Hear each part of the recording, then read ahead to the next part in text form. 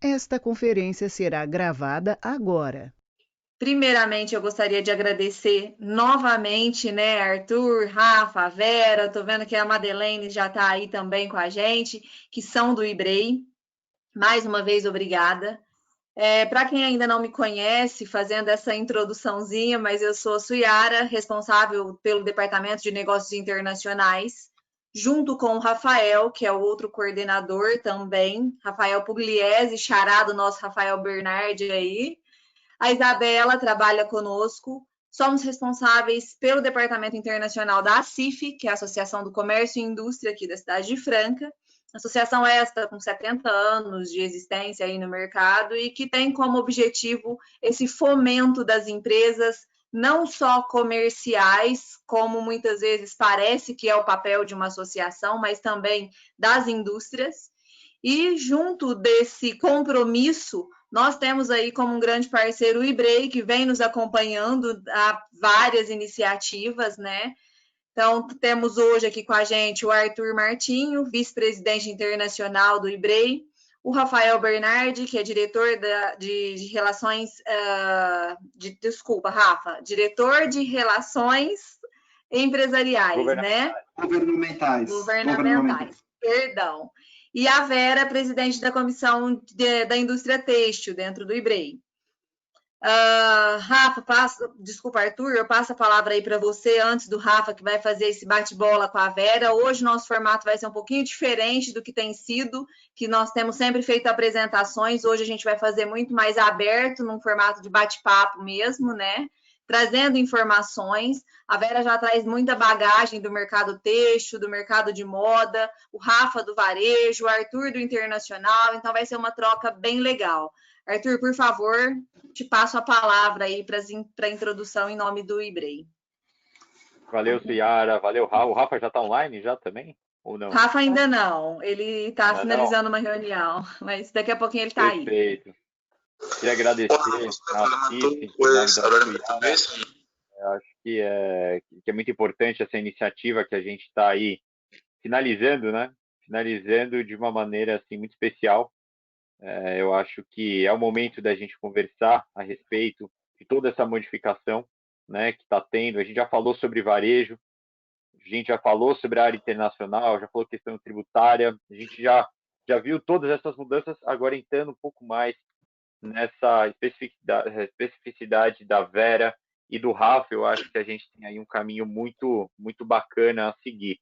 A Vera, especialista do setor têxtil, o Rafa, por essa visão um pouco mais do varejo, trazendo alguns insights governamentais. Eu, no que eu puder aqui, auxiliar vocês com notícias boas, porque a Ciara já brigou comigo, não pode ter notícia ruim, tá? Então vamos lá, só coisa boa, só notícia boa. Então vamos lá, gente, queria agradecer vocês e vamos lá, eu tô aqui à disposição também, o IBREI está sempre aí aberto para ajudar vocês. A gente tem feito a Fast Consulting, tem tido um resultado fantástico. É muito bacana ver que as empresas estão se engajando e estão tendo interesse para a área internacional, mas querem, acima de tudo, se tornarem melhores. Então, o IBREI está aberto para auxiliar vocês nesse sentido. Vamos lá, gente. Vou parar de falar, senão já vou me cortar aqui. Vamos lá, valeu. Deixa eu só pedir um favor, desculpa, Arthur, mas para o pessoal manter os microfones fechados para não ter nenhum tipo de interferência. E se quiser alguma pergunta, se tiver algum comentário, pode mandar ali no balãozinho de bate-papo que nós estamos monitorando. Não vejo problema também de ter uma interação, mas só peço que nos mande ali que eu abro o microfone de quem quiser falar, ok?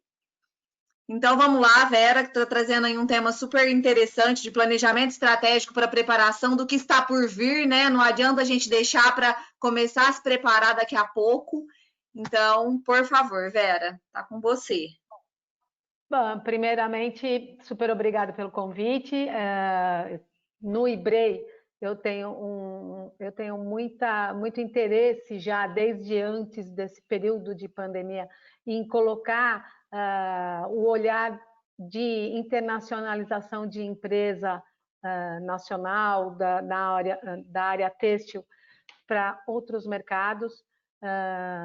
Para quem não me conhece, eu sou consultora de negócios de moda, estou no mercado há pelo menos uns 25 anos, atuando em desenvolvimento de produto e, ultimamente, também em desenvolvimento de projetos especiais.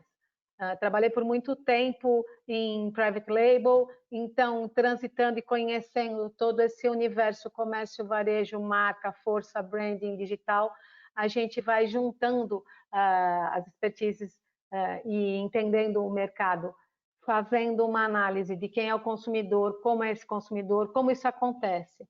Na verdade, esse trabalho de olhar para quem está vendendo e como está acontecendo, sempre existiu, né? Sempre tiveram todas as fases diferentes, a gente teve vários planos econômicos, o Brasil teve várias situações também de desafios, e as coisas foram se colocando. O que eu tenho percebido antes do período de pandemia é que está acontecendo a necessidade de uma linguagem digital mais ativa, né? Há um tempo o mercado já se apresentava meio que complicado, passando por vários desafios por conta de política econômica e tudo mais, mas, paralelo a isso, eu vivenciando os projetos especiais e acompanhando muitos cases, eu tenho vivenciado cases de sucesso em momentos de dificuldade. Então, assim, por conta de entender a nova maneira de comunicar, né? Porque por um bom período, as empresas produziam e vendiam. Depois, os consumidores começaram a comprar. E isso fez a diferença no processo, né? E a cada momento que cada empresa começa a entender que precisa conversar com quem está comprando, começa a realmente identificar quem compra, por que compra, qual é o movimento, qual é o mecanismo que está acontecendo, as coisas têm acontecido. Muito mais para uns e muito menos para outros. A gente entende também que empresas maiores têm algumas dificuldades por conta da própria estrutura, né? E as startups têm muito mais agilidade. Aliás, elas começam a surgir já há um bom tempo em função de suprir lacunas, né? Das necessidades mesmo de mercado já consolidado. E o varejo tem feito toda a diferença porque ele que está direcionando qual é o caminho da área comercial em geral, tá? A internacionalização é um dos olhares que eu coloco, eu acho que eu sempre insiro nos meus projetos. A gente não tem só commodity para oferecer, a gente tem muita coisa muito interessante para colocar em outras praças, desde que a gente conheça e saiba como se apresentar. Rafa, o que você tem de pergunta de começo? Não sei se... Bora lá. Não, vamos em frente. Eu acho que total de acordo contigo, a gente está seguindo num novo momento, né, de varejo, e acho legal até você começar já a explorar melhor essa tua parte, para a gente depois inserir, encaixar algumas peças que, inclusive, eu queria depois fazer um bate-papo contigo sobre alguns insights que estão surgindo, principalmente agora, no momento, falando, por exemplo, de shopping, varejo, propriamente, algumas coisas que estão surgindo agora nesse novo momento que o varejo está enfrentando, né? Os shoppings estão abrindo, mais uma vez, a gente já está com mais de 70% do setor aberto no Brasil, então, mas tem algumas coisas novas, legais que estão aparecendo e que eu acho que vale a gente fazer esse bate-papo, mas vamos nessa. Não, Vera, então... mas eu queria aproveitar o gancho para eu fazer um comentário com você, pegando um gancho do que você falou aí, né? Dessa importância de entender essa comunicação com quem compra, né? Com quem está lá na ponta. Que a gente sempre fala muito, o mercado B2B, o mercado B2C. Eu até comentei isso com o Thiago na semana passada. Acho que a gente tem que ter o olhar de que tem que ser cada vez mais que a indústria enxergar como B2B2C. E não ter uma comunicação única exclusivamente para o lojista que está comprando, ou para o distribuidor que está comprando, ou para o importador que está comprando, mas também entender como que o consumidor dela está se comportando lá na ponta e o que ele espera dela enquanto marca, enquanto indústria, enquanto fabricante, né? Então, antes, as indústrias tinham essa visão muito limitada de ter que se preocupar com o lojista, o resto era resto. E cada vez mais a necessidade dessa visão sistêmica de todos os envolvidos na operação, né? Não, na verdade, em muitos projetos que eu tenho trabalhado, a gente tem, inclusive, principalmente em empresas que trabalham no B2B, elas têm que fazer um trabalho mais consolidado para o B2C, para que o consumidor final vá buscar no atacado. Ele tem que procurar a marca. Então, ele vai procurar a empresa, a marca, o produto. Quando este consumidor começa a correr atrás, automaticamente o volume de atacado acaba acontecendo. Porque é o que você coloca de sistêmico. A gente tem que entender o processo como um todo.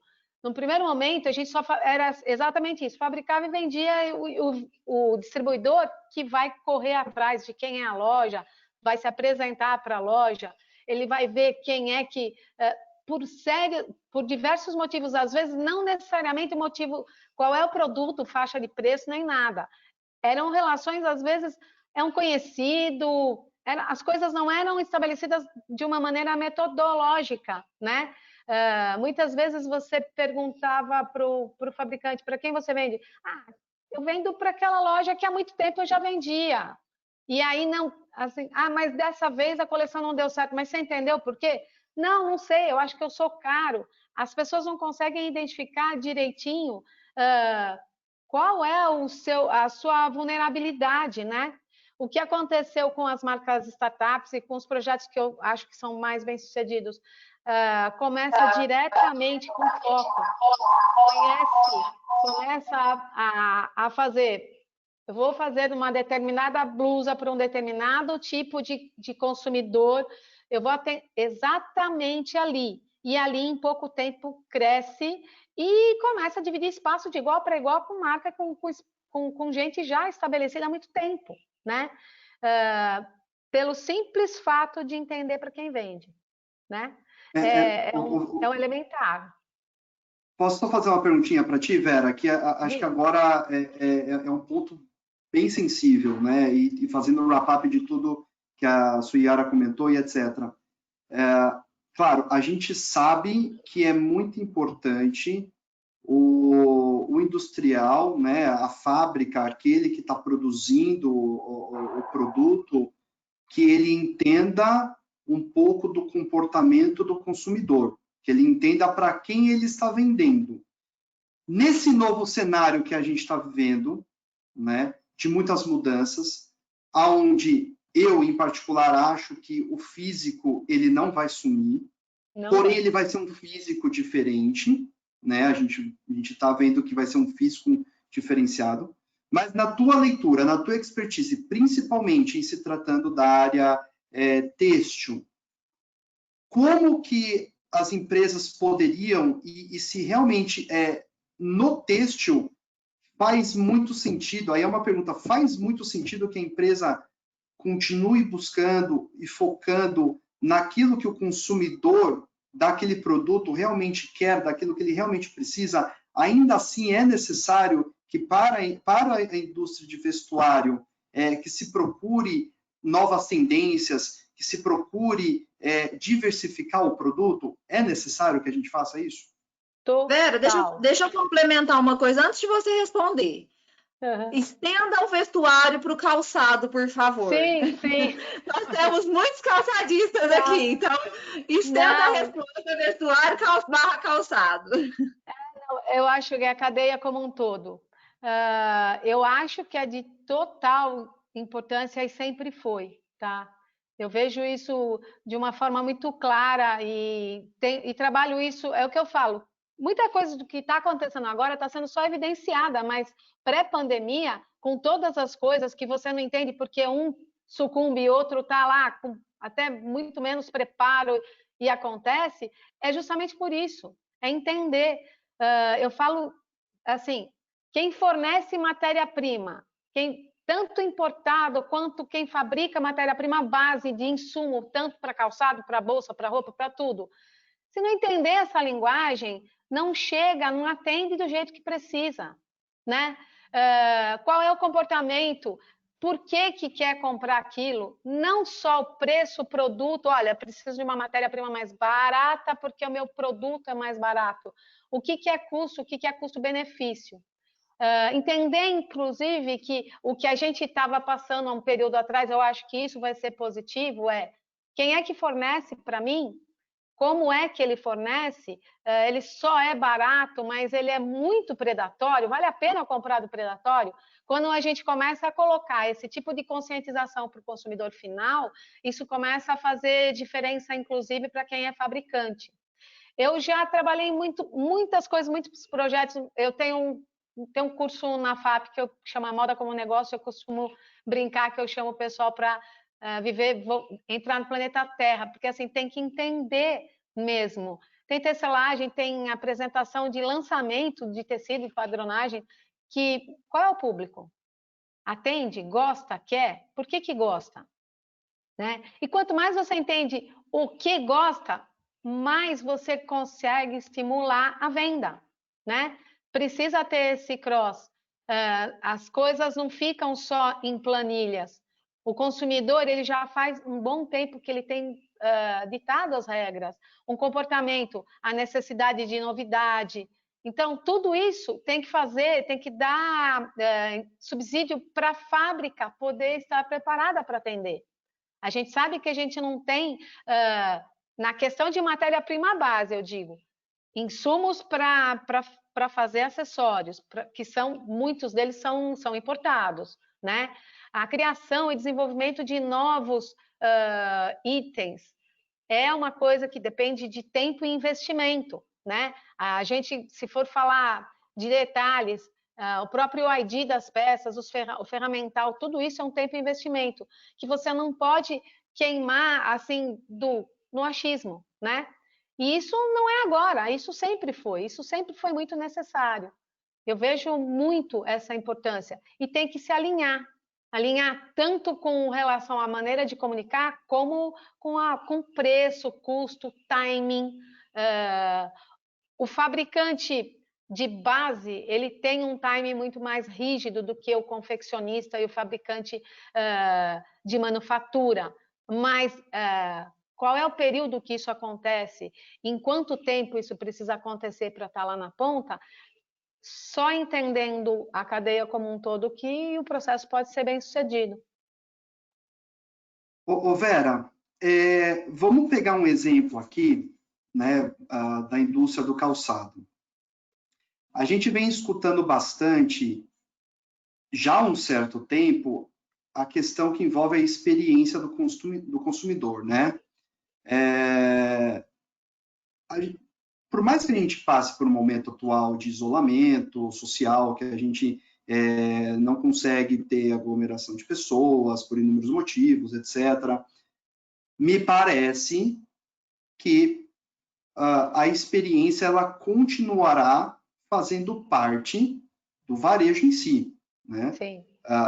Me parece muito isso. Agora, trazendo para o lado do calçado, você enxerga como uma boa oportunidade, por exemplo, o calçadista ele entender quem é o consumidor dele, que é o que nós estamos falando aqui, e lá na frente, eventualmente, como ele trabalha na cadeia, né, B2B e B2C, ele entende quem está na cadeia de consumo e, porventura, ele articular projetos com o varejista que está lá na frente vendendo para o consumidor final, exemplo de entender quem é o maior consumidor daquele produto dele e, eventualmente, ele trabalhar experiências onde ele fornece para esse consumidor, vamos supor, de sapato, ele fornece modelos de sapato, ou ele, agora mais do que nunca, que a gente vai ter o físico ainda, mas se fala muito do eletrônico,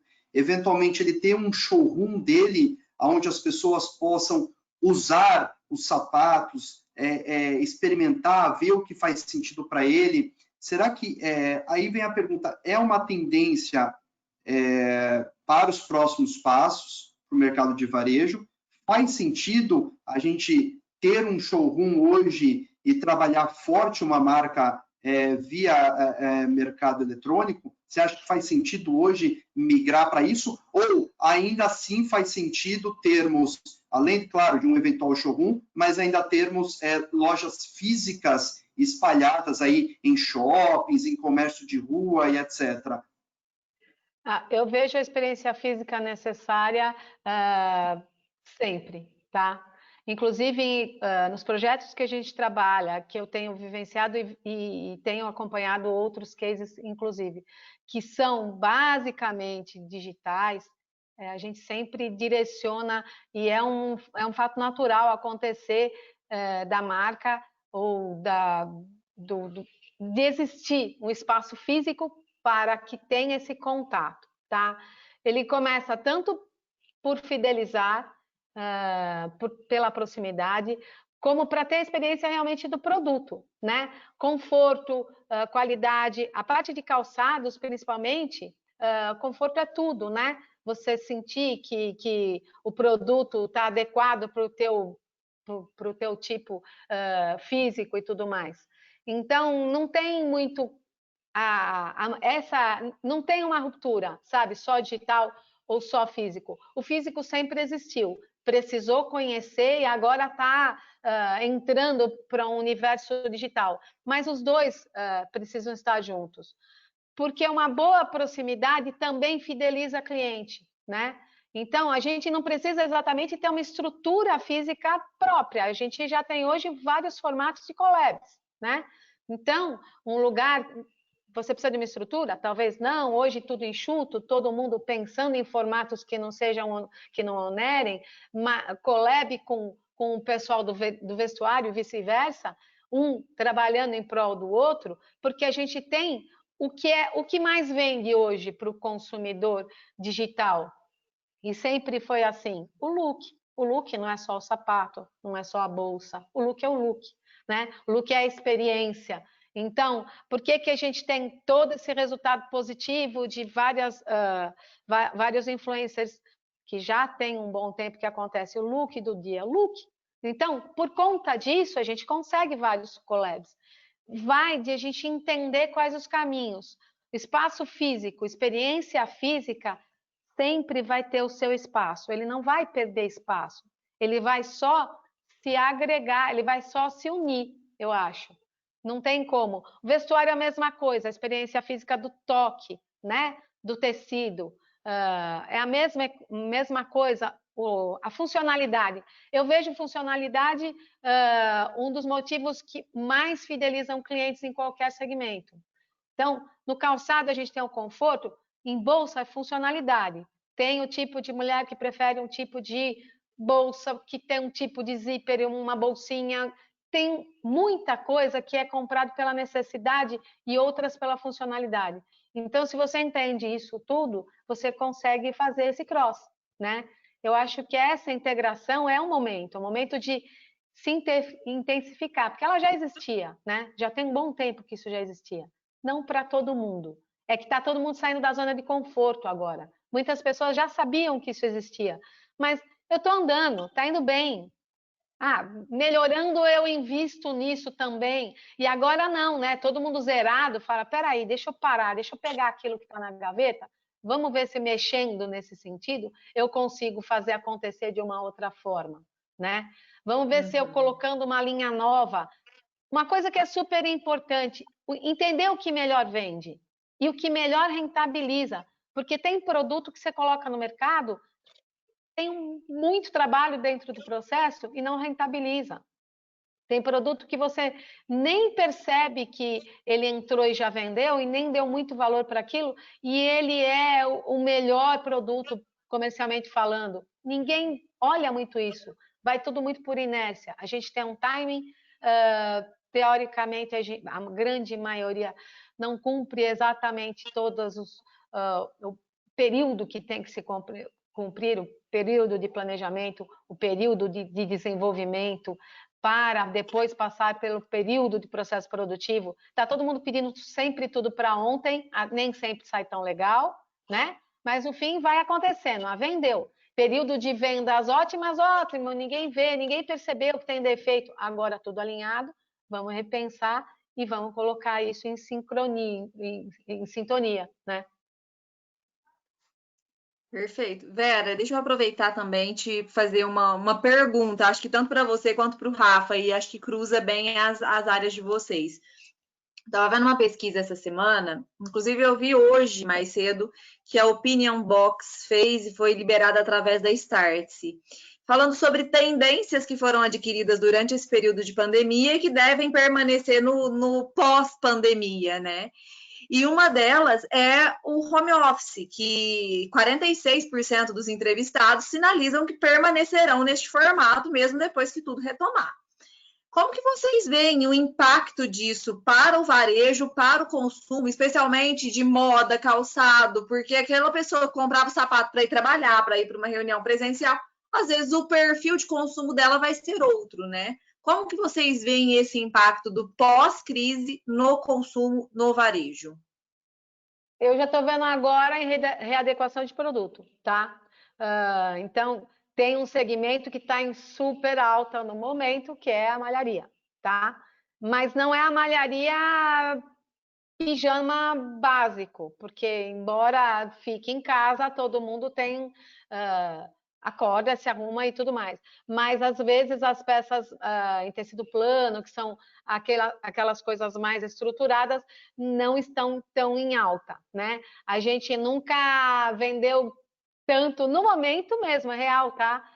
Tantos conjuntos legais, diferenciados e hypados de moletom, de material que até outro dia era uma roupa que você encontraria lá só para sair final de semana e tudo mais, na área de um magazine e nada mais. Então, a alfaiataria de malha, né, que é aquela roupa legal, confortável, mais estruturadinha, bacaninha, na área de calçados, readequação de produtos, sim, também, né? A gente já vinha com aquela tendência dos baixos, dos tênis, de todo esse perfil de produto que já estava no conceito das últimas informações. Agora, readequar. Se o meu carro-chefe é o salto, hoje não tanto, que tipo de salto, que tipo de produto? Não vai perder, o consumo não tem acabado. Eu acho que a gente tem que readequar o que a gente está fazendo. Isso sem sombra de dúvida. E eu estou vendo isso agora. A gente pega aí os polos produtivos mesmo. A gente tem um polo produtivo aqui em São Paulo que está em estado bem de alerta, que é aquele pessoal que vive do dia a dia no formato de alto giro.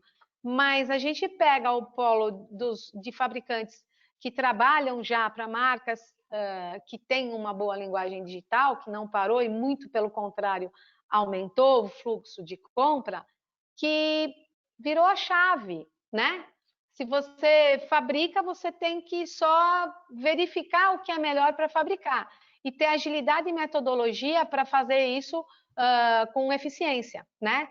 Que é um dos outros calcanhar, é o calcanhar daqueles de muita coisa na área, né? A excelência e a eficiência metodológica. Mas tem acontecido. Um exemplo muito bobo, mas assim é uma coisa que é engraçado você ver a sinalização. Trabalhando em um projeto, faltou um determinado tipo de etiqueta que precisa ser comprado matéria-prima e insumo num distribuidor e a loja está fechada. Eu fiquei pelo menos uns 15 dias porque o insumo estava em falta. E a etiqueta, né? Então, assim, quando você vai retirar, eu conversando com a pessoa, ele falou, olha, se estiver vendendo tudo que eu estou vendendo de etiqueta, o mercado está agitado sim, não tem nada parado, né? Então, você vê pelos insumos, pela demanda de insumo, que as coisas não estão estacionadas, só readequadas, né? Então, entender realmente quem está comprando e o que eu vou oferecer, né? É blazer? Não. Salto? Talvez não. Home office? Mas o que eu vou oferecer legal, né? Tem muita compra de coisas que a gente nem espera e nem são tão primeira necessidade. Lenços, sabe? Biju, acessório, né? São coisas que, pô, tá em casa, não está parado. Isso eu tô acompanhando porque eu tô vivendo essa história. Legal. E eu queria também puxar um pouquinho, acho que eu cortei o Rafa. Rafa, eu vou só concluir aqui e já deixo você falar. Mas até aproveitando que o Arthur deu a carinha ali, eu lembrei do internacional, que foi um dos primeiros temas aí que você puxou também no começo da conversa. Eu vou deixar o Rafa falar, depois se você puder puxar um pouco novamente a internacionalização de empresas, que você começou a nossa conversa também, citando ela, Vera, eu acho que é bacana falar também neste momento dessa oportunidade que a gente pode explorar. Claro que pensando que o momento é de fortalecimento do mercado interno, sem sombra de dúvidas, mas temos também falado muito sobre as oportunidades externas que podem ser aproveitadas nesse momento, né? Mas eu vou deixar o Rafa concluir ali o que ele ia dizer e depois, se você puder puxar esse tema novamente, eu te agradeço. Sim. Não, imagina, de forma breve, é apenas uma complementação que a gente vem percebendo muito nesse movimento, né? Principalmente de Customer Experience, a gente vem percebendo muito que o tailor-made está fazendo parte hoje, efetivamente, do varejo. Então, por mais que a gente tenha um cenário onde grande parte das pessoas hoje se sentem bem e não existe mais um preconceito de home office, não existe mais um preconceito de ensino EAD à distância, as pessoas praticamente hoje, da noite para o dia, acabou o preconceito, da noite para o dia, porque todo mundo se viu na necessidade de se utilizar da tecnologia para poder ter acesso à informação, a produzir trabalho e realmente, contra fatos não há argumentos. A efetividade de trabalho está muito maior hoje no home office do que no presencial. Houve ganhos significativos ao ponto de empresas, por exemplo, como a XP, que já decretou que pelo resto da existência dela vai ser home office. Não há necessidade mais de ter um trabalho presencial. Vai existir o escritório? Sim, vai existir, mas é um escritório que vai existir muito mais para reunião, muito mais para algo, para uma formalidade que para alguns ainda é necessário, mas para desenvolvimento de atividade não vai ser mais. Então, trazendo para o lado do varejo propriamente, eu acho que a grande sacada que a gente vem percebendo, principalmente de grandes varejistas, é a customização. É você atender o teu consumidor com um nível de customização que tem, inclusive, gerado o quê? Fidelização. Eu vou trazer um exemplo muito clássico que acontece bastante e que a gente não tem no Brasil. A gente teve um movimentozinho, mas nos Estados Unidos foi muito mais forte, que eu trago da Nike. A Nike aqui no Brasil, ela tem uma gama gigante de produtos sendo oferecidos, de calçados, vestuários, etc. Mas eu me recordo de conversar com um diretor na época, lá em 2015, 2016, que eles conseguiam identificar quem eram os compradores que mais adquiriam produtos na Nike, nas suas lojas físicas e até pelo e-commerce. Eles faziam um cruzamento de informação e eles conseguiam identificar. E ele estava me contando que tinha um determinado cliente que comprava com muita frequência chuteiras de futebol. O que a Nike fez em formato de experiência mesmo para esse consumidor? A Nike, nos produtos de chuteiras novos que ela desenvolvia, antes dela lançar no mercado, ela entregava esse produto para o consumidor e falava assim, use e me conta o que você acha. Me conta todos os detalhes, porque me é interessante saber se esse produto atende ou não. Então, esse consumidor específico passou a fazer parte de uma gama de informação que era super importante para a Nike na hora dela lançar uma chuteira. E aí, trazendo um paralelo com os Estados Unidos, hoje, nos Estados Unidos, se você quiser produzir um Nike com teu nome, com teu número, com a frase que você quiser, com o cadarço que você quiser, com a língua que você quiser, com a sola que você quiser, você pode fazer. Ele permite. E ele permite que você faça isso via o quê? Online. Você insere, imputa as informações, você customiza da forma que você quiser e em 17 dias eles te entregam o tênis customizado. Então, isso está alçando voos assim, cada vez maiores. A customização tem feito parte e o consumidor tem procurado por isso. A larga escala de produção, ela não vai sumir, é fato. Na minha opinião, quero até ouvir a Vera depois. Na minha opinião, ela não vai sumir, vai continuar. Porém, o tailor-made tem feito cada vez mais parte do dia a dia do consumidor. Eu acho que aqui está um grande diferencial para o novo normal. Contigo, Vera. Mas assim, agora vivendo mundo, produção, indústria. Nike se permite, tá? Porque tudo que a gente fala com relação à customização, monte seu biquíni, monte seu pijama, monte seu tênis, isso é extremamente complexo da maneira produtiva. E, inclusive, nem é de custo tão baixo assim, né? Isso faz parte do ponto de luz no formato do negócio, mas precisa de uma orquestra muito, muito, muito sintonizada. Então, assim, algumas coisas são possíveis fazer sim, mas a gente não pode pretender que, e nem é tão simples conseguir essa façanha, vamos dizer assim. Porque a gente, no processo produtivo, para chegar nessa história do custo-benefício, e inclusive tecnologia, as máquinas precisam operar, e elas não operam volumes pequenos.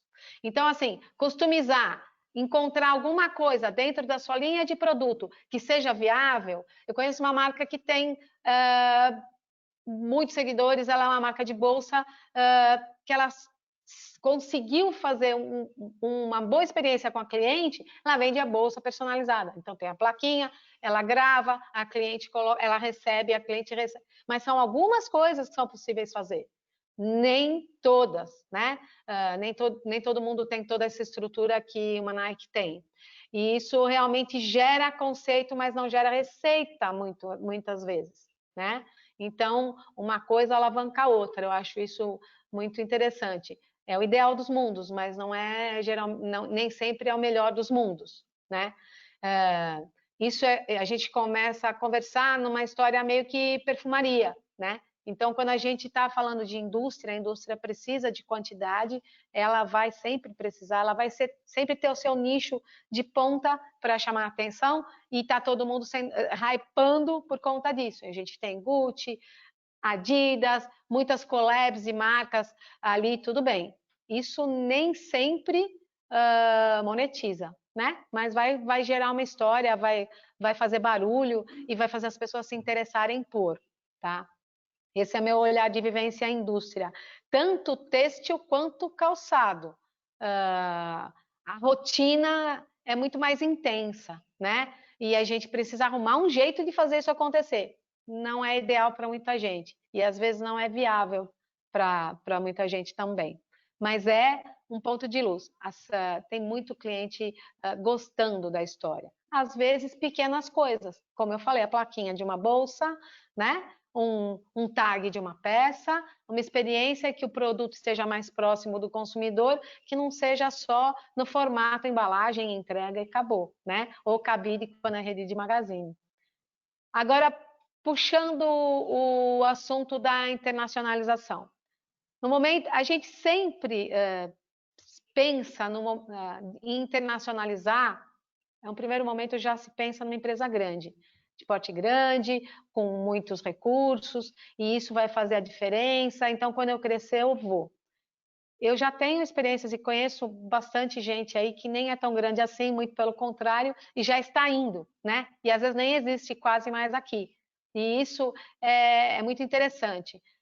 Qual é o ponto principal nessa história? Entender a praça que vai atender, né? Se comunicar da maneira certa, ter metodologia e buscar eficiência, né? Buscar excelência. Nada se faz sozinho, buscar parceria sempre, né? Cada um com a sua expertise. Então, se eu tenho um bom produto, quem é que faz a melhor comunicação? Mais assertiva, comunicação digital. Quem é que vai fazer vai me dar o suporte em toda a parte burocrática em si, né? Área jurídica, aduaneira, tributária, toda essa história. Tudo isso é um complexo. Então, a gente juntando expertises, juntando a especialidade de cada setor, a gente consegue colocar uma marca para alguma determinada praça, exatamente no formato que é possível. Porque muitas empresas pensam que não, eu não consigo produzir 1 milhão de peças mês, então meu tamanho não é para exportar. na verdade, não é o tamanho, é o formato. E chegar para falar para o público certo.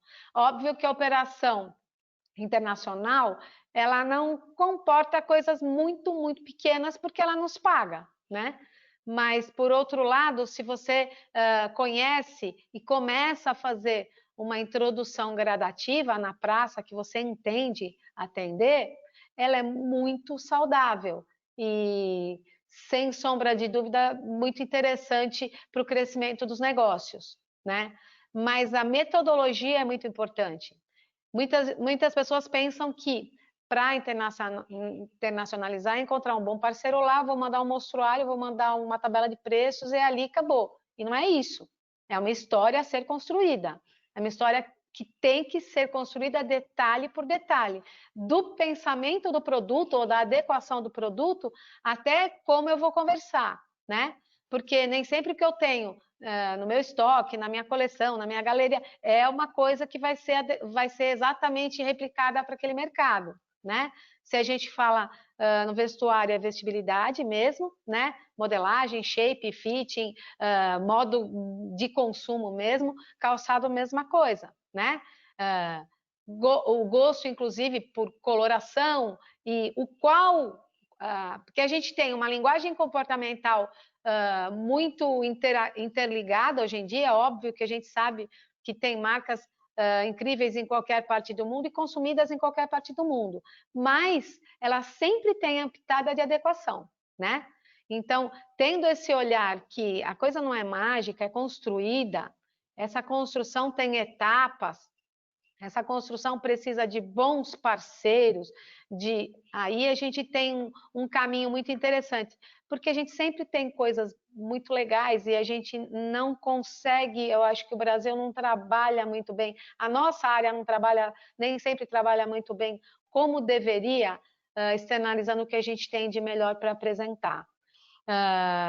Uma coisa é ter como parâmetro a tendência e usar uma matéria-prima que está sendo usada de uma forma geral por todas as marcas, e outra coisa é colocar o DNA brasileiro, o DNA do produto e da sua marca e da sua empresa e colocar ele para ser apresentado.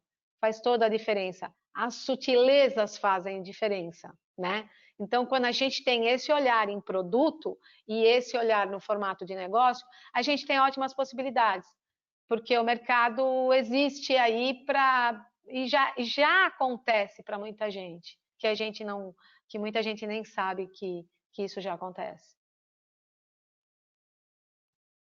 Quando eu falo de sutilezas, eu puxo o assunto de ID de produto, né? Identificação. O que ele é? Ele é só uma etiqueta? Ele é só um carimbo? Não, ele é o produto como um todo, em todos os detalhes. Tem calçado, tem bolsa, que tem já personalização em forro, tudo bem. Mas tem outros detalhes que a gente pode pontuar em produto e fazer uma composição de ID que faça esse produto ser mais atrativo, né? E nem é exatamente aquilo que é o mais caro no produto. Geralmente, é de valor agregado baixo para compra, que faz toda uma diferença para a venda no produto acabado, mas que todo mundo quer buscar o básico ou nem compra ou vai pela inércia, né? Quando a gente fala de produto, de calçado, como a gente personaliza ele, como a gente coloca, imprime a marca. O calçado, a gente sabe que o ferramental é uma coisa de investimento grande, então a gente tem outros itens que vão aparecendo para fazer diferença em modelo, em modelagem, para ser diferente, mas muitas sutilezas de ID, de identificação, que podem ser aplicadas no produto, dão um valor agregado para você poder se colocar em mercado, tanto aqui quanto lá fora. Vera, que eu acho que é válido também a gente reforçar é que, às vezes, quando fala-se dessa forma em relação ao mercado internacional, traz para a conversa um tom de complexidade. E muito mais do que isso, é a organização, o planejamento, a sistematização do que está sendo feito. Não precisa ser complexo, desde que seja bem planejado, bem assessorado, bem conduzido, né? Eu acho exatamente isso que eu disse. É a equipe como um todo, né? E a empresa que tem esse interesse não precisa da equipe como um todo sendo toda internalizada, porque isso realmente onera e precisa de uma estrutura dentro da própria estrutura. Hoje a gente tem esse trabalho de parceria, né? Com cada um dando o seu melhor, que pode desenvolver um trabalho de multimercado, né? Então, esse olhar desmistifica um pouco essa história da complexidade. A gente precisa entender que cada um tem o seu melhor, né?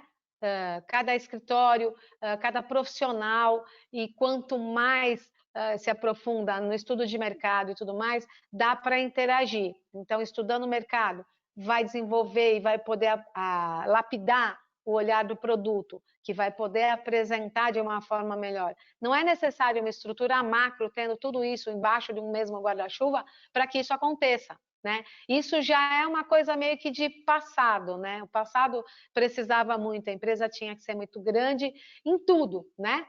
Depois de um tempo começou o PL, a empresa produz, mas ela tem várias linhas de produtos, então vai produzir lingerie com a sua marca numa fábrica de lingerie, biquíni com a sua fábrica de biquíni, na mesma marca tem calçado, vai fazer com o fabricante de calçado.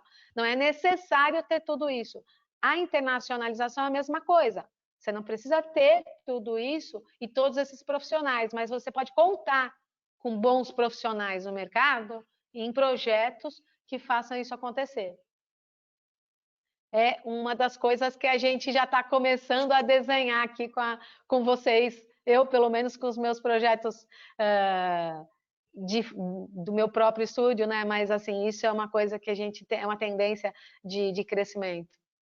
Com certeza, é isso aí. Arthur, você ia falar alguma coisa?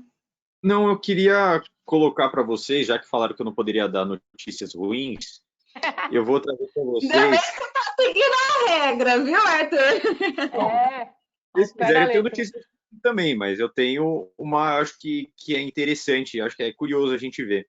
Eu peguei o alinhamento do segundo trimestre de 2020 para a gente dar uma olhada.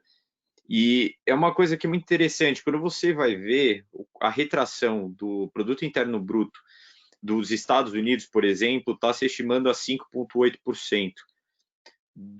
Das economias avançadas, 5,9%. Da zona do euro, 7,2%. E aí eu falo para vocês, qual seria o caminho? A gente falando de praças, enfim, de novos mercados. Dos mercados em desenvolvimento e economias emergentes, a redução vai ser de 1,1%. E a retomada dela só perde para a própria China, né, que aqui se estima que seja muito alto, mas eu acredito que a China ainda vai sofrer e muito. Não seria tão delicado, e depois a notícia ruim é no final.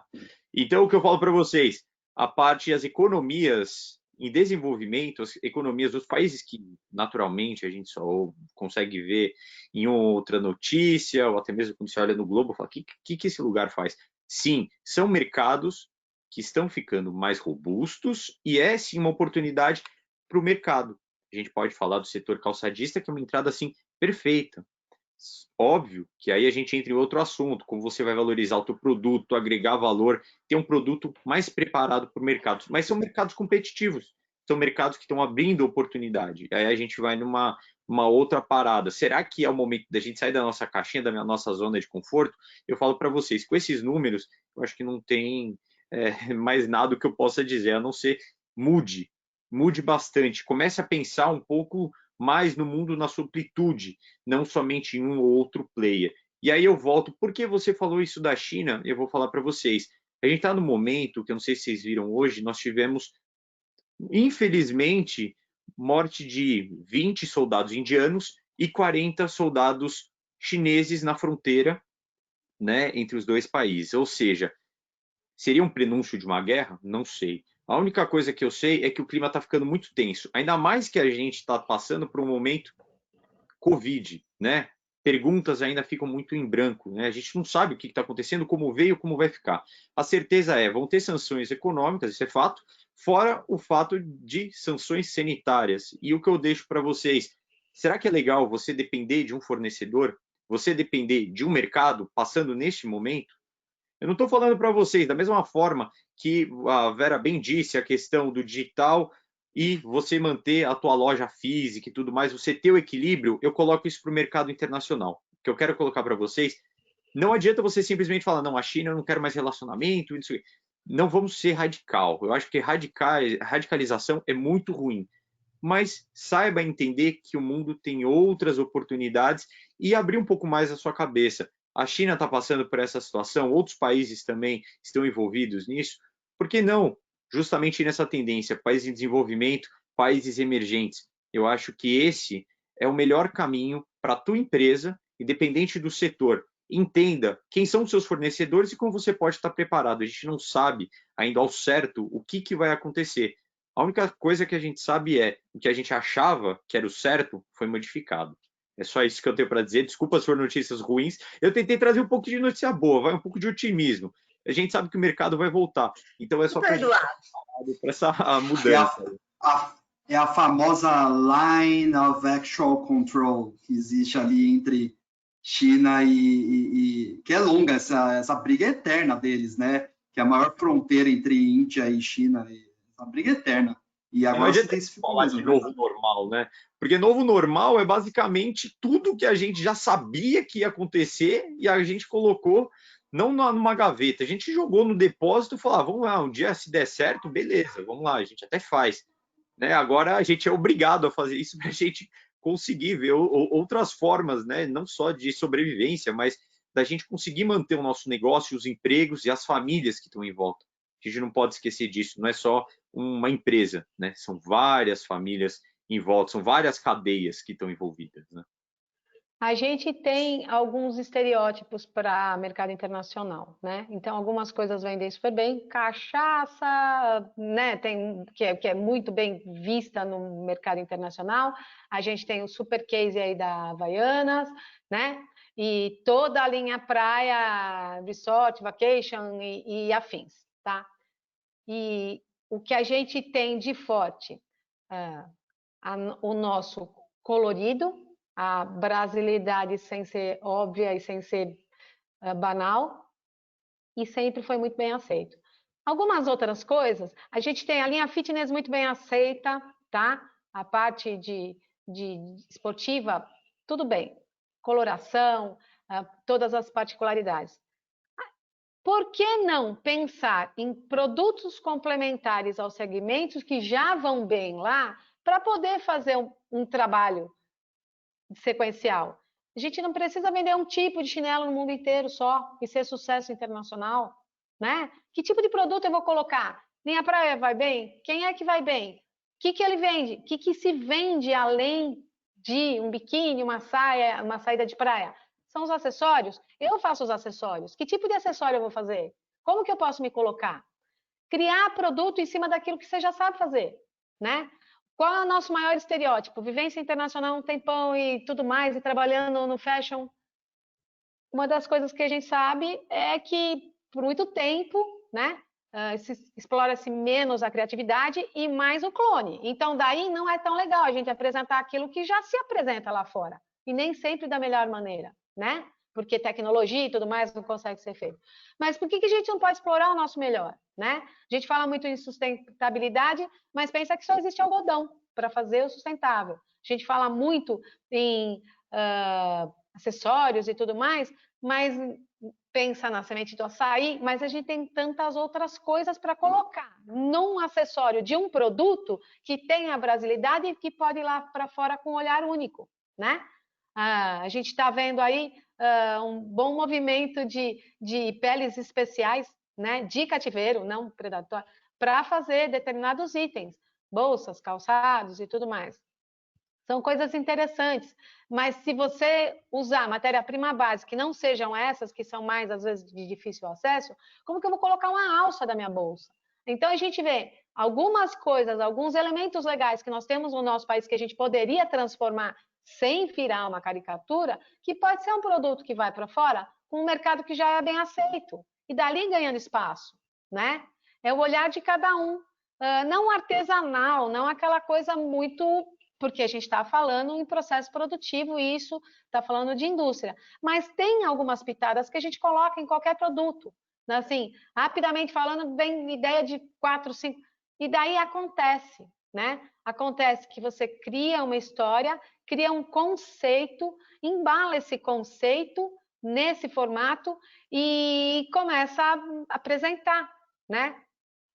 O surfwear é um mercado que sempre aconteceu. A gente tem o streetwear é um mercado que tem crescido e a gente tem umas marcas menores, bem pequenas, nacionais, que começaram a fazer barulho lá fora. Que tipo de produto eles têm? Street, ok. Que tipo de acessório? Quais são os complementos para esse look? Tudo isso é estudar o mercado que um compõe o outro para poder trabalhar junto.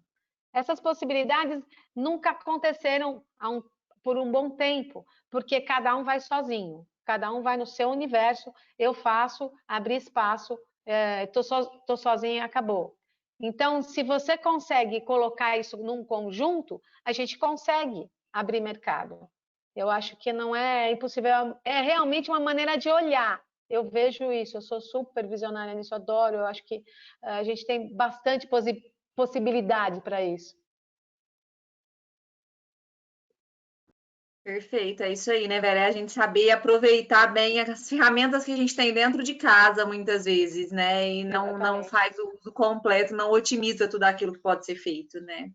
É isso aí. A gente vê... Eu tive, assim, algumas experiências de empresas legais com muita capacidade, muito interesse em tentar um mercado internacional e aí, de repente, apresenta uma linha de estamparia de desenho. Assim, é desenho de autor, não tem como usar, vamos criar um desenho, né? Vamos trabalhar uma equipe de estamparia. Ah, mas é caro. Tudo que se pensa aqui, a gente tenta e precisa enxugar custo. Mas a gente precisa fazer a coisa com DNA próprio. Quando a gente consegue essa história, a gente tem espaço para apresentar. E nem sempre é por custo, porque nem sempre a gente vai ser competitivo no que precisa ser, né? Mas que a gente tenha um valor agregado do próprio lifestyle. O Arthur, não faz muito tempo, descobriu uma empresa, uma marca que vive bem, obrigado, com lifestyle carioca, sem ser brasileiro. E é uma particularidade muito interessante, uma marca masculina usando um conceito nacional e com lojas lá fora bem-sucedidas. Então, isso é normal, assim, a gente não descobre o que a gente pode, mas tem muita gente que vem para cá e acaba desfrutando disso e fazendo disso um bom negócio.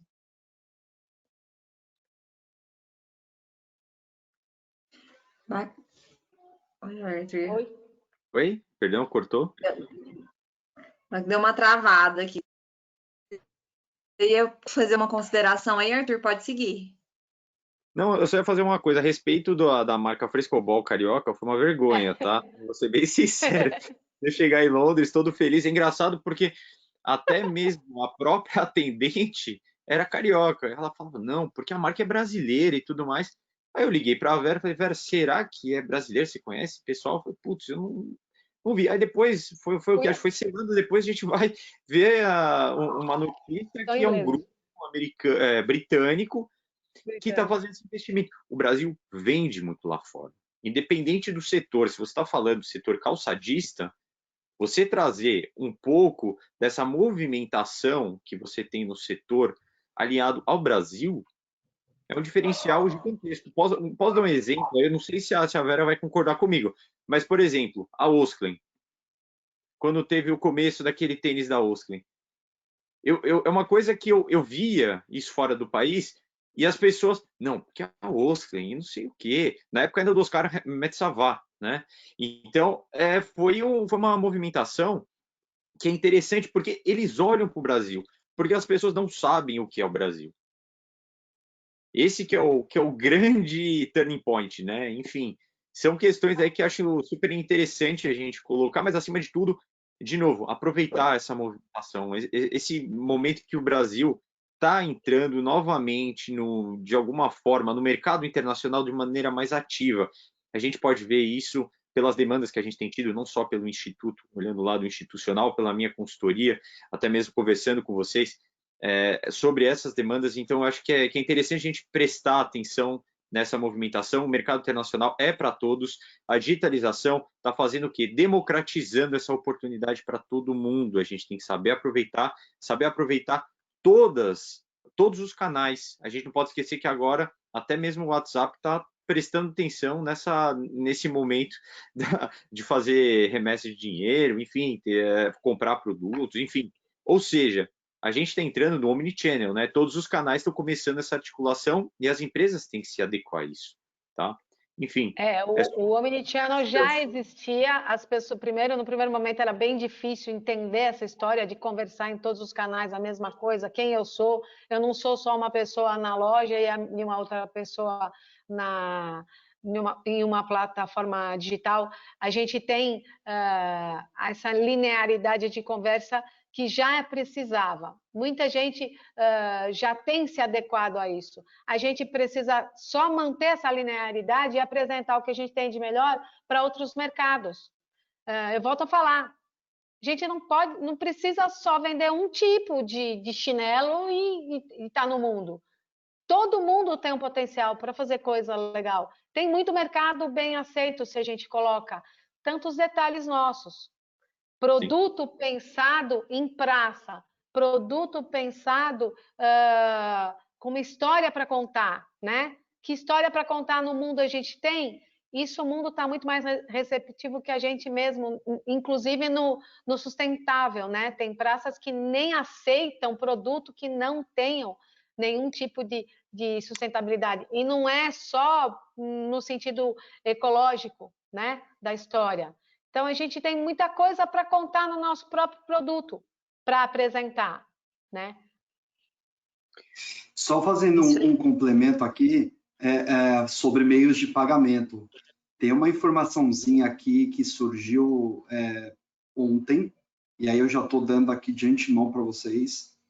O Banco Central, não sei se todos sabem, mas o Banco Central, a partir de agora, por meio de uma circular, que é a 4027, ele praticamente vai acabar com o TED e com o DOC. Ele emitiu uma circular dizendo oficialmente instituindo o sistema de pagamentos instantâneos. Ou seja, até o Banco Central, com todo esse momento que a gente está passando, se viu na necessidade, na obrigação de inovar, de renovar a forma dos meios de pagamento. Ou seja, esse é o momento que a gente está vivendo, de reimaginação, de repaginação, de pensar num diferente, de buscar algo que possa fazer sentido para que você agregue valor, para que você conte uma história, para que você possa amanhã ter um mercado pujante, que ele vai ser a seu favor. Então, só essa dicasinha do Banco Central que eu achei que foi interessante a respeito do meio de pagamento. É extremamente importante porque a gente já tem uma tendência que não é daqui, né? Mas os pagamentos, inclusive nas criptomoedas, né? Que é uma coisa aí que é meio que longo prazo para a gente, mas assim, tem que olhar qual é a tendência que tem acontecido, porque todos os setores estão sendo pensados, todos os setores estão se revendo. Eu sei que na indústria, e com relação à sobrevivência, né, nesse momento de readequação, tudo é sério porque a gente tem o dia a dia complexo junto com a busca de novas possibilidades. Mas, assim, a gente precisa ter muita clareza do que a gente quer realmente. E qual é o ponto forte do meu negócio que eu preciso trabalhar e, de repente, também, o que é aquilo que nunca funcionou tão bem que nem vale a pena seguir, né? Porque, às vezes, o momento a inércia que vai levando, você carrega algumas situações que te impedem que você vá para outros caminhos até bem melhores, porque você tem um fardo ali, né? Nem é tão legal, mas vai indo, né? Então, como que eu posso rever isso no meu negócio? Como que eu posso rever a minha equipe? Como que a minha equipe vai ser estimulada? Precisa ser estimulada, né? Mas como eu, equipe, preciso ver a minha empresa onde eu trabalho, preciso valorizar, né? Um precisa do outro e juntar isso num olhar convergente, que também sempre teve muito embate, né? Quem é daqui, quem é do outro lado, e na verdade todo mundo é uma equipe só, né? O produto, e ninguém sobrepõe a ninguém, né? O produto e o sucesso do negócio é a venda final, o consumidor final bem atendido e para que ele volte a comprar e isso gerar um fluxo, né? Para tudo isso, todas as etapas têm que ser bem entendidas, né?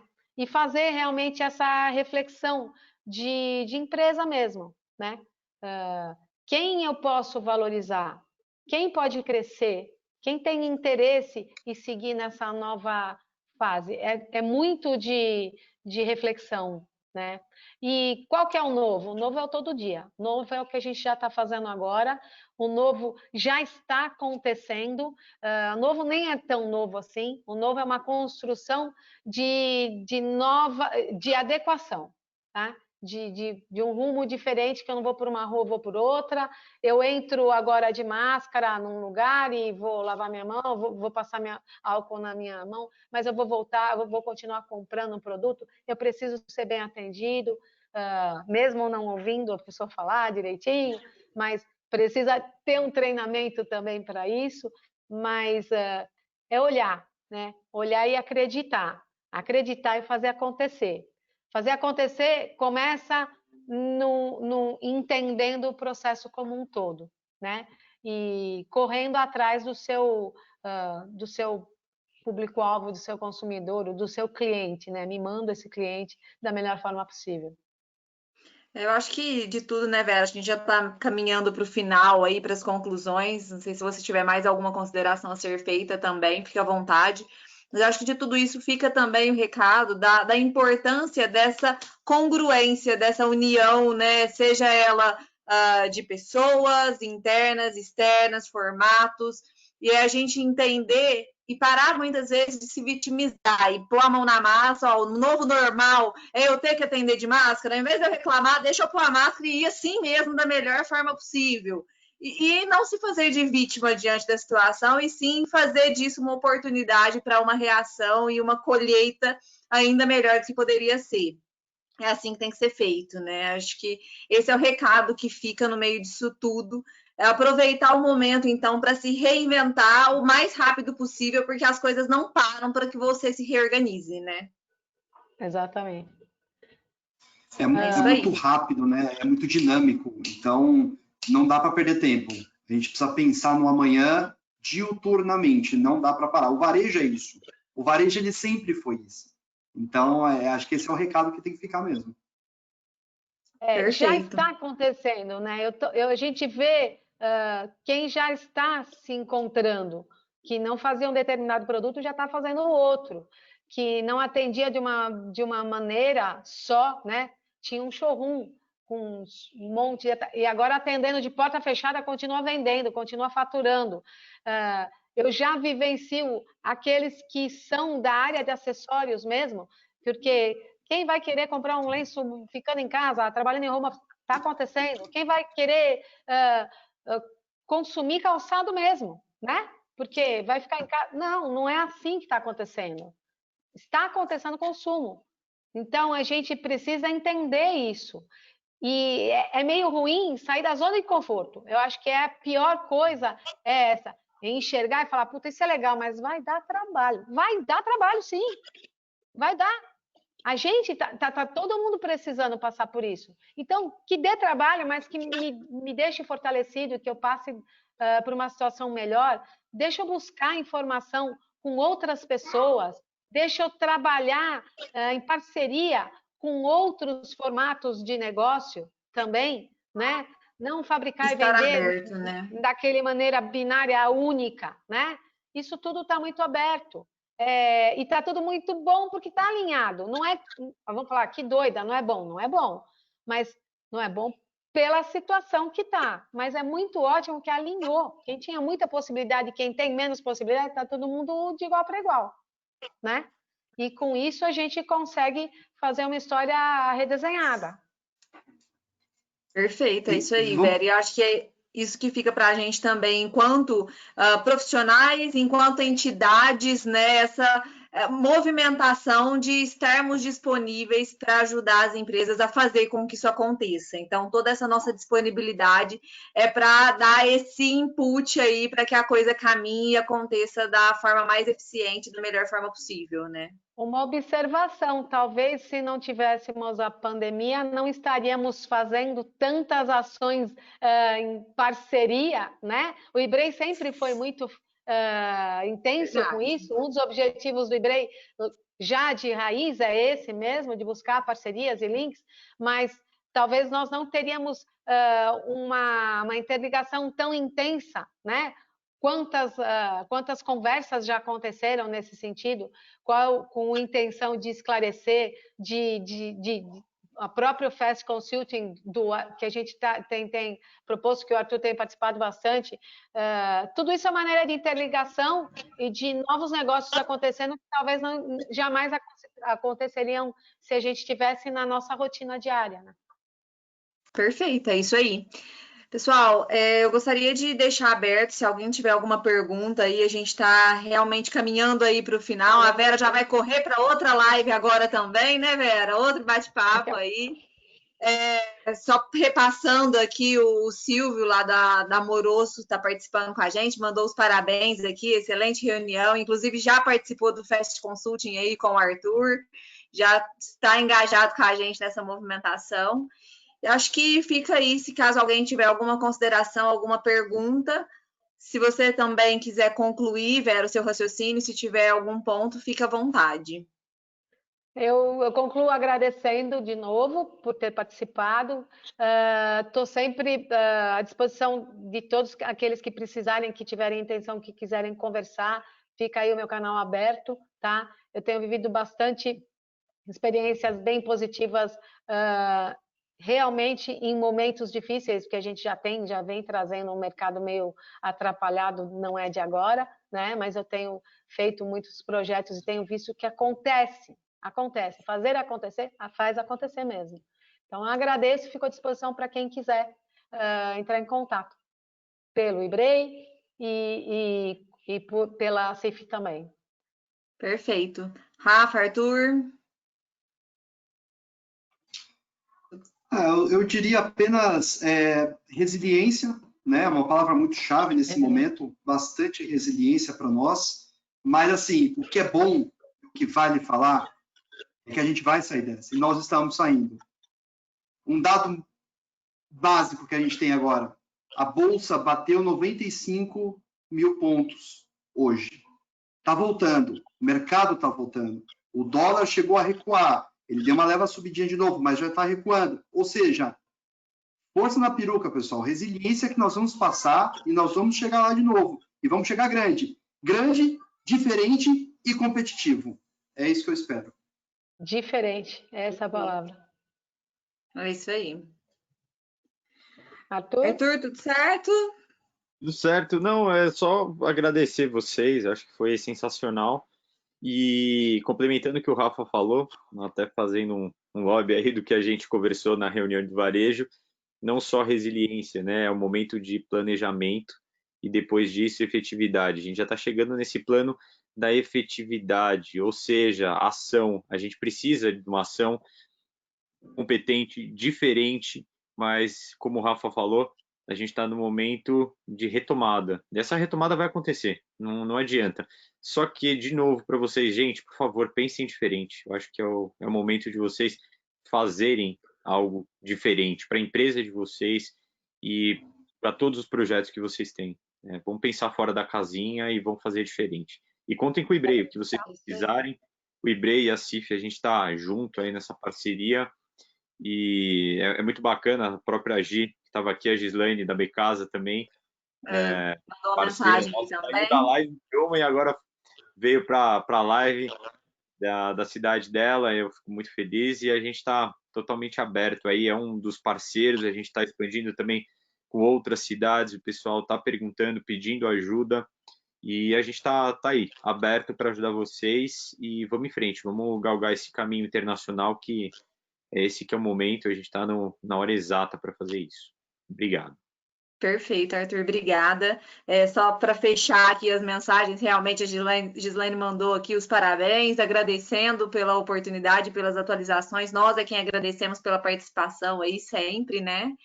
E para fechar, eu mais uma vez agradeço a participação de todos.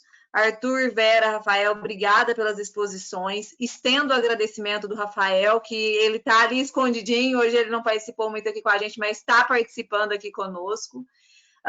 Em meu nome, do Rafa, da Isabela, da associação, agradeço muito a participação de todos, realmente. E vamos em frente, saibam que podem sempre contar conosco, né? Seja enquanto ACIF, enquanto IBREI, enquanto parceria. Nosso papel aqui é esse realmente de fortalecer as oportunidades das empresas, fortalecer as relações que essas empresas podem desenvolver comercialmente aqui, lá fora. Então, que fica aí a mensagem de vamos em frente, juntos, que a gente vai chegar lá, com certeza, né? Agradeço uma vez mais, boa noite para todo mundo. Lembrando que, só vou aproveitar aqui os minutinhos finais, na semana que vem nós já encerramos esse ciclo aí do Seminário Internacional com o IBREI. Infelizmente, porque a gente tem muito assunto para tratar, tem muito tema ainda que pode ser discutido. Quem sabe daqui a pouco a gente volta com novos insights. Mas na próxima semana nós vamos ter 2 oportunidades com os escritórios da Invest São Paulo em Dubai e China. Então, já gostaria de estender o convite para que todos participem. O horário vai ser um pouquinho diferente, vai ser de manhã às 9 horas, pela questão de fuso dos escritórios de Dubai e China. Porém, depois a gente manda os convites aí formalizando, contamos também com a participação de todo mundo para ouvir um pouco sobre esses 2 mercados. Estendo também o convite a vocês, Vera, Arthur, Rafa, para que vocês estejam conosco também. Ok. Tá bom? Tá. Valeu, Muito gente. obrigado. Um prazer. Boa noite, até mais. Boa noite, até mais. Tchau, tchau. Tchau.